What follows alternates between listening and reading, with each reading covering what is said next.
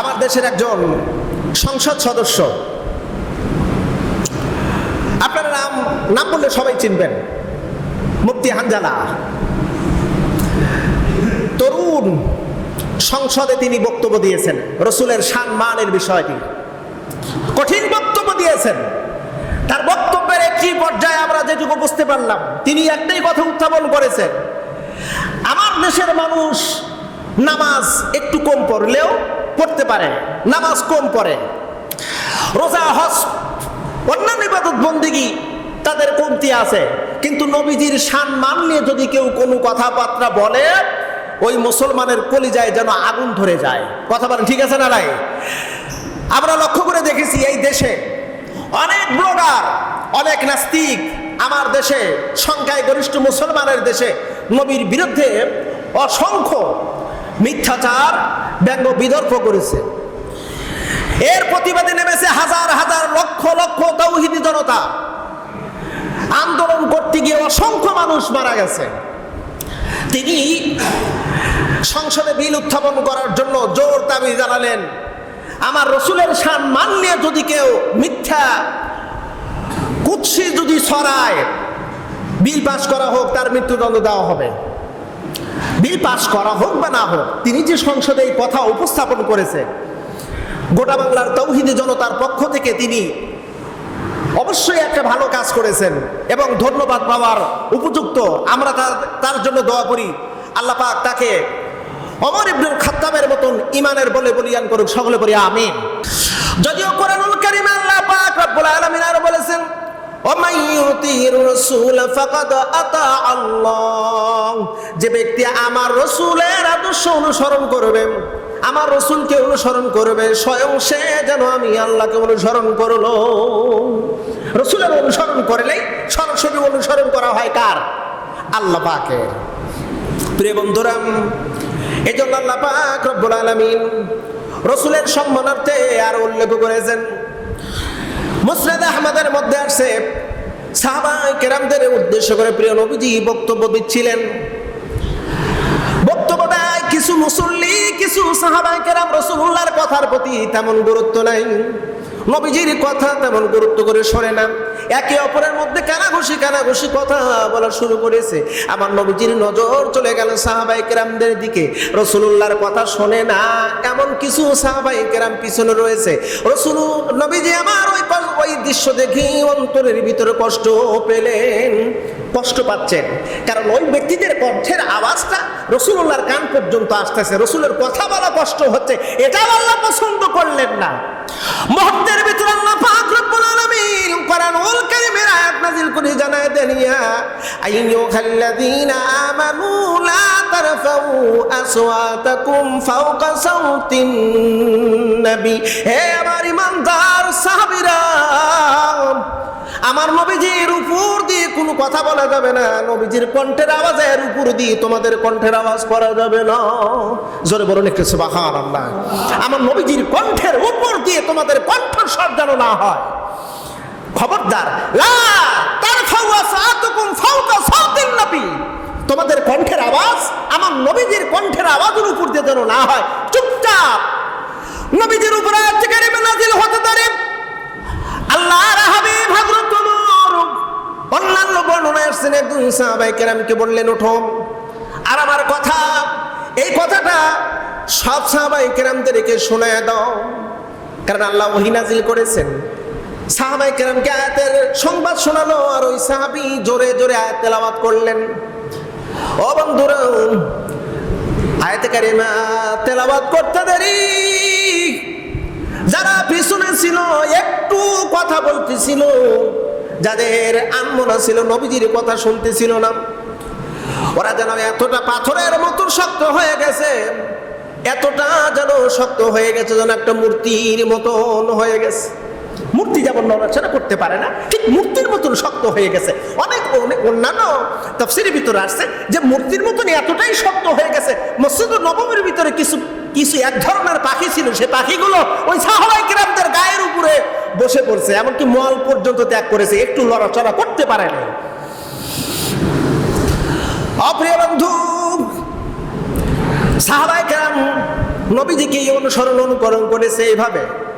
যদিও আল্লাহ পাক রসুলের শান মানে একটু যেন কষ্ট না হয়, এটা আল্লাহ পাক নিজে কোরআনুল কারীম আমাদেরকে বলে দিয়েছেন।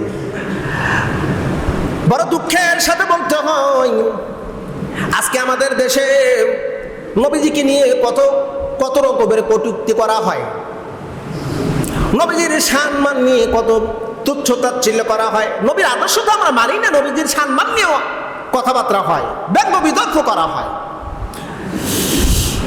এই যে কাদিয়ানিরা আছে না, কাদিয়ানি, আমাদের দেশে কাদিয়ানি নামক একটা সম্প্রদায় আছে না, যারা মুসলিম বলে দাবি করে, মুসলিম বলে দাবি করে। এই কাদিয়ানিরা কিন্তু আমার রাসূলের শান প্রকাশ্যে, আমার নবীজির সম্মানকে প্রকাশ্যে তারা অবহেলা করে, এতে কোনো সন্দেহ নাই। কারণ আল্লাহ পাক নিজে বলেছেন রাসূলের ব্যাপারে আল্লাহ নিজে বলেছেন খাতামুন নবিয়্যিন, আমার নবী হলো শেষ নবী, আমার নবীর পরে আর কোনো নবী নাই। কোনো নবী আছে? কথা বলেন না কেন, নাকি আমার কথা শোনা যায় না? আমাদের নবীর পরে মুহাম্মদ সাল্লাল্লাহু আলাইহি ওয়াসাল্লামের পরে আর কোনো নবী নাই। কিন্তু কাদিয়ানীরা বলে না, নবীর পরে আর একজন নবী আছে, তার নাম হলো গোলাম মুহাম্মদ কাদিয়ানী। কাদিয়ানীকে তারা নবী মনে করে। নাউযুবিল্লাহি মিন যালিক। ইসলামের আইন হলো, ইসলামের বিধান হলো, নবীজির সম্মান, নবীজিকে নিয়ে যারা কটূক্তি করবে তাদের এই দুনিয়ায় বেঁচে থাকার কোনো অধিকার নাই, তাদেরকে মৃত্যুদণ্ড দিতে হবে। সাব্বাস, আমার দেশের একজন সংসদ সদস্য, আপনারা নাম বললে সবাই চিনবেন, মুফতি হানজালা। তরুণ সংসদে তিনি বক্তব্য দিয়েছেন রাসূলের সম্মানের বিষয়টি, কঠিন বক্তব্য দিয়েছেন।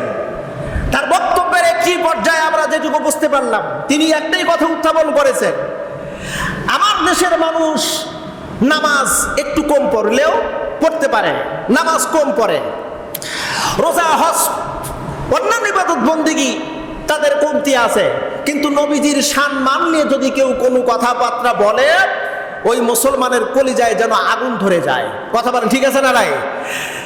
আমরা লক্ষ্য করে দেখেছি এই দেশে অনেক ব্লগার, অনেক নাস্তিক আমার দেশে সংখ্যায় গরিষ্ঠ মুসলমানের দেশে নবীর বিরুদ্ধে অসংখ্য মিথ্যাচার, ব্যঙ্গ বিতর্ক করেছে। এর প্রতিবাদে নেমেছে হাজার হাজার লক্ষ লক্ষ তাওহীদি জনতা। আন্দোলন করতে গিয়ে অসংখ্য মানুষ মারা গেছে। তিনি সংসদে বিল উত্থাপন করার জন্য জোর দাবি জানালেন, আমার রাসূলের সম্মান নিয়ে যদি কেউ মিথ্যা কুৎসি যদি ছড়ায়, বিল পাস করা হোক, তার মৃত্যুদণ্ড দেওয়া হবে। বিল পাস করা হোক বা না হোক, তিনি যে সংসদে এই কথা উপস্থাপন করেছে, গোটা বাংলার তাওহীদি জনতার পক্ষ থেকে তিনি অবশ্যই একটা ভালো কাজ করেছেন এবং ধন্যবাদ পাওয়ার উপযুক্ত। আমরা তার জন্য দোয়া করি, আল্লাহ পাক তাকে ওমর ইবনুল খাত্তাবের মতন ইমানের বলে বলিয়ান করুক, সকলে বলি আমিন। গোলাম মুহাম্মদ কাদিয়ানীকে তারা নবী বলে আর রাসূলুল্লাহকে নবী বলে মানে না। ইতিপূর্বে 1971-এর পর থেকে যতবার আমার দেশের পার্লামেন্টের যতগুলো মেম্বার সেখানে সংসদে উপস্থিত হয়েছে, প্রধানমন্ত্রী সহ সবার কাছে এই দরখাস্ত দেওয়া হয়েছিল যে আপনারা এই কাদিয়ানীদেরকে অমুসলিম বলে ঘোষণা দিন, অমুসলিম বলে ঘোষণা দিন, তাদেরকে মুসলমান বলে পরিচয় দেওয়ার কোনো সুযোগ নাই। তারা কাদিয়ানী, তাদের একটা ধর্ম হতে পারে, তার মানে এই না তারা মুসলিম হিসেবে আমার রাসূলকে মানবে না আর তারা মুসলিম বলে পরিচয় দিয়ে থাকবে, এটা তো মেনে নেওয়া যায় না। দুঃখজনক হলেও সত্য, আজ পর্যন্ত সংসদে এই বিল উত্থাপন যদিও 2-1 জন করেছে কিন্তু পাস হয়নি।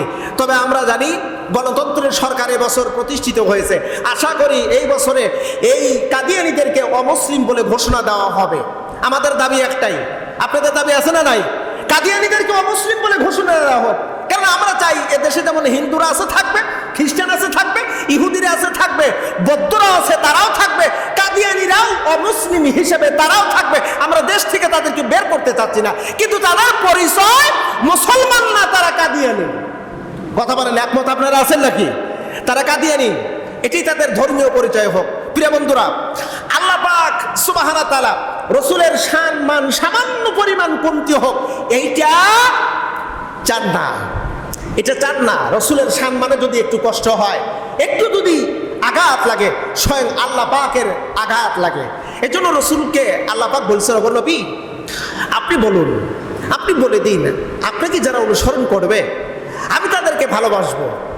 যারা আপনাকে অনুসরণ করবে, যারা আপনাকে অনুসরণ করবে তাদেরকে আমি ভালোবাসবো। তাহলে এইটা হলো পজিটিভ। যদি নেগেটিভটা যদি ভাবি, আপনাকে যারা অনুসরণ করবে না আমি আল্লাহ তাদেরকে ভালোবাসবো না, এটাই তো নেগেটিভ আসে। কথা বলেন না কেন? এটা কিন্তু নেগেটিভ আসে। আমাকে যদি আপনাকে অনুসরণ করলে আমি ভালোবাসবো, আপনাকে যদি অনুসরণ না করে তাহলে আমি ভালোবাসবো না। দেখেন না একটু লক্ষ্য করে, মাক্কি জীবনে প্রিয় নবী সাল্লাল্লাহু আলাইহি ওয়াসাল্লাম রিসালাতের দাওয়াত দিচ্ছেন। রসুলের উপরে অকথ্য নির্যাতন এসেছে, এটা আমরা দেখেছি, ইতিহাস পড়ে জেনেছি। নবীজি গিয়ে এত নির্যাতন করেছে, রসুল কখনো হতাশা হয়ে, অধৈর্য হয়ে এই দোয়া করেনি, আল্লাহ আমাকে মারছে, ওদেরকে তুমি মেরে দাও, ওদেরকে ধ্বংস করে দাও। বরং সাহাবাই কেরামদের বিষয় নিয়ে মাঝে মধ্যে তিনি একটু দোয়া করছেন, আল্লাহ আমার সাহাবাই কেরাম নির্যাতিত, আমি নির্যাতিত, আমার সাহাবাই কেরাম নির্যাতিত। আল্লাহ পাক বললেন, ওগো নবী যুগে যুগে যারা হক কথা বলেছে, সৎ পথের মানুষকে আহ্বান করেছে, নেক কাজে আহ্বান করেছে, ভালো কাজের আহ্বান করেছে, তাদের উপরে নির্যাতন এসেছে। ইয়া হাসরাতান আলাল ইবাদি মা ইয়াতিহিম মির রাসূলিন ইল্লা কানু বিহি ইস্তাহজিউন। পৃথিবীতে যারা হক কথা বলবে, ন্যায় পথে যারা চলবে, তাদের উপরে ঝড় আসবে, জুলুম আসবে, নির্যাতন আসবে, তাদেরকে ফাঁসির কাস্টে যেতে হবে, এমনকি তাদেরকে মেরেও ফেলা হবে। এটাই হলো পৃথিবীর ইতিহাস, এটাই হলো পৃথিবীর ইতিহাস। তারপরেও আমার রসুলকে নিয়ে যারা ব্যঙ্গ করেছে তাদেরকে আল্লাহ পাক ছাড়েন নাই, ছাড়েন নাই।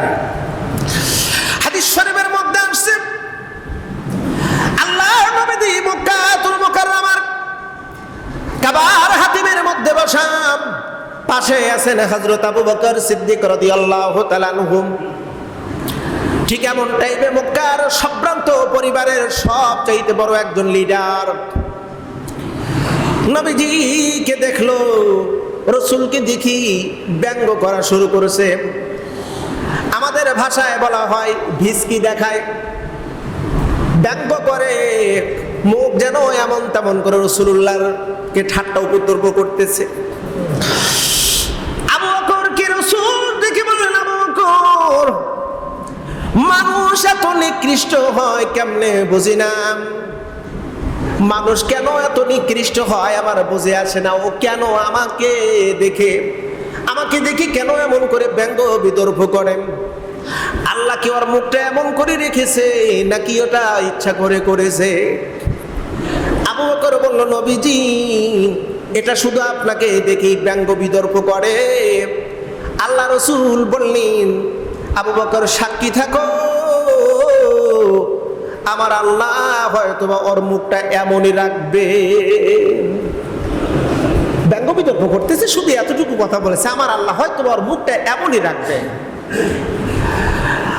বিশ্বনবীর জবান দিয়ে বলতে দেরি আমার আল্লাহ লিখে ফেললেন, আর এই নরাধম কাফের তার মুখটা এমনই রয়ে গেল।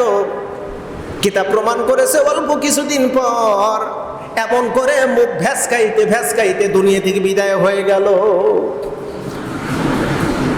তাহলে আল্লাহর রসুলকে কষ্ট দিলে সরাসরি আল্লাহকেই কষ্ট দেওয়া হয়।